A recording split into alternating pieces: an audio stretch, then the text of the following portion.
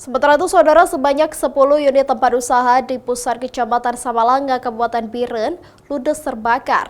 Sejumlah pemadam kebakaran dari Kabupaten Biren dan Pidijaya dikerahkan ke lokasi untuk memadamkan api.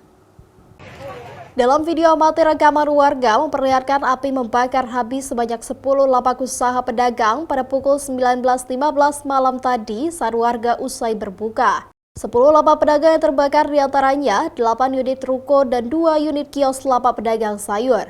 Kebakaran terjadi akibat adanya percikan api di salah satu ruko yang diketahui warga setempat, sehingga api cepat membesar dan menyambar ke 9 unit lapak pedagang lainnya. Sejumlah unit pemadam kebakaran dari Kabupaten Biren dan Pidijaya dikerahkan ke lokasi untuk memadamkan api. Petugas dan warga pun berjibaku melakukan pemadaman hingga lebih dari 1 jam api baru berhasil dipadamkan. Tak ada korban jiwa dalam insiden tersebut, namun kerugian akibat kebakaran ditaksir mencapai hingga 4 miliar rupiah. Hingga kini pihak kepolisian pun masih menyelidiki penyebab pasti pemicu kebakaran yang mengakibatkan 10 unit tempat usaha ludes di lahap api. Zikri Maulana, Kompas TV, Biren.